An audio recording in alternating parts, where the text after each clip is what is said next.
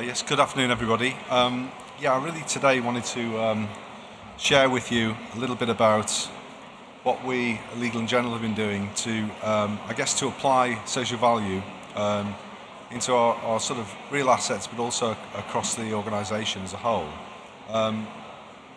So I thought really I'd kick off by just sort of, reflecting on why this is important to L&G.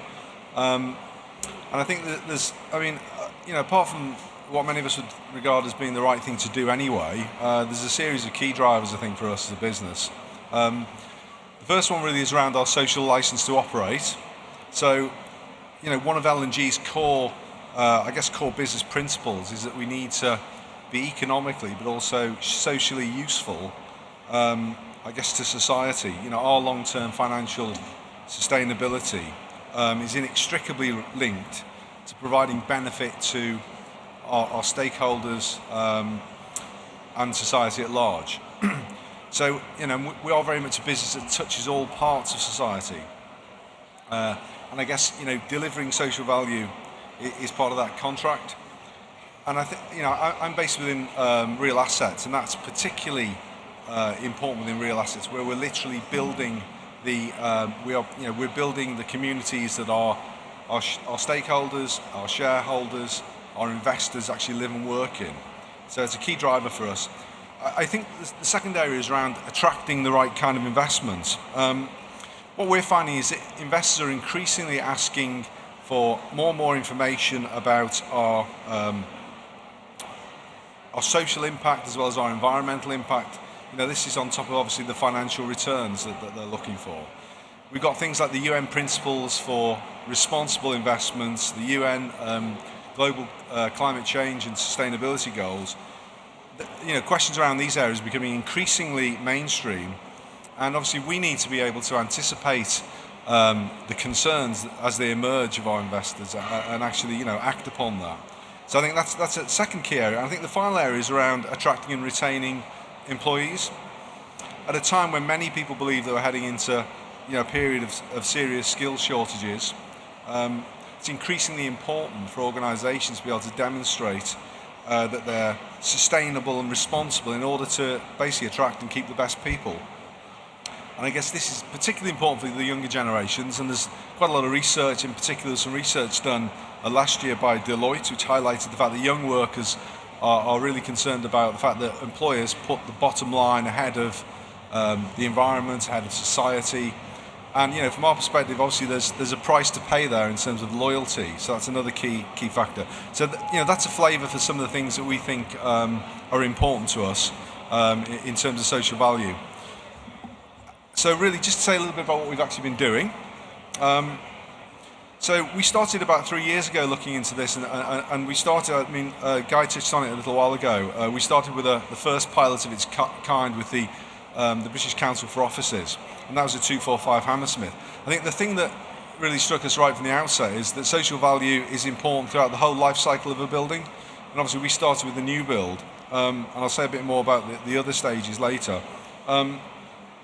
That was a really interesting project. So it was the first one we'd been involved in. We got involved in working closely with the supply chain, particularly Lend-Lease and Social Value Portal. But we had a number of insights, I guess, there. And we did some good early work with Hammersmith and Fulham in terms of understanding the planning implications. I think what that did was it gave us new insights, but it also crucially put us in touch with the local community. So we included things such as social value targets for contractors. We also embedded social value into tenders for building managers. And that's an ongoing project, so it's like a kind of living case study for us. So we're continuing to measure the social impact, and we're continuing to gather information about that project. The second new build project I'd like to talk about is Bucklers Park, and that was with Legal and General Homes. And so in a sense, we were there moving out of our real asset area across the L&G group more widely. And that was a really interesting project. So that was down in Bucklers Park in Berkshire. And that had some really interesting innovations. So that for that one, we actually placed a 15% weighting on social value in the contractor selection process. So that was a step forward. And I think another key innovation there was that we actually developed the UK's first community social value charter.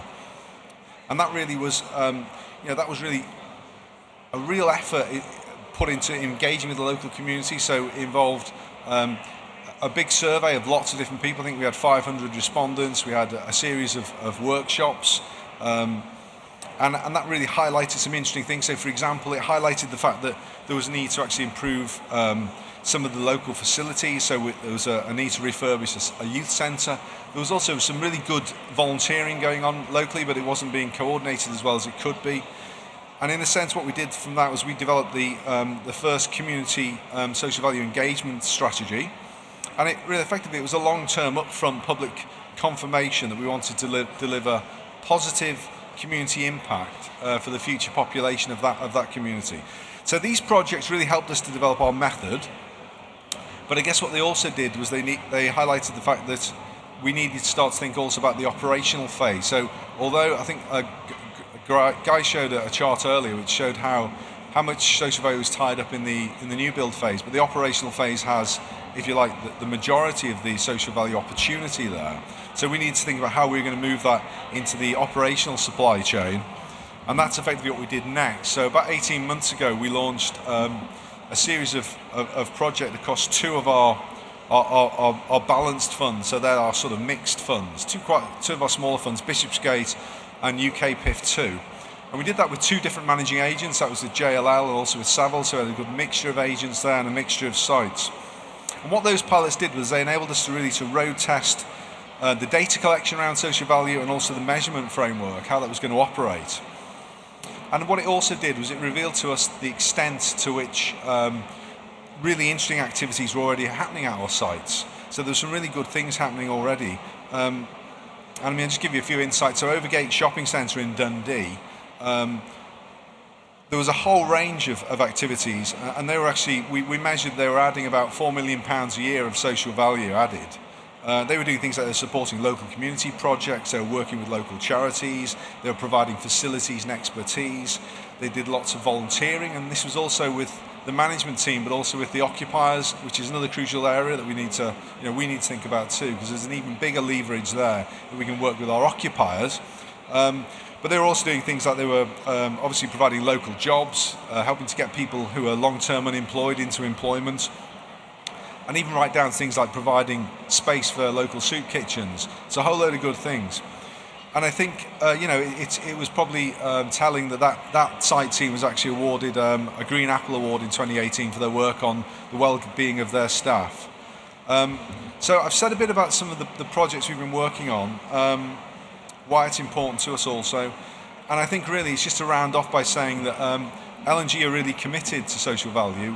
We made a commitment at the end of last year to actually start to really measure this fully across our organisation. So we've committed to measuring social value across 20% of our funds during this year. So that's our 2019 target. And the aim of that is we really need to understand where are we today. So where are we?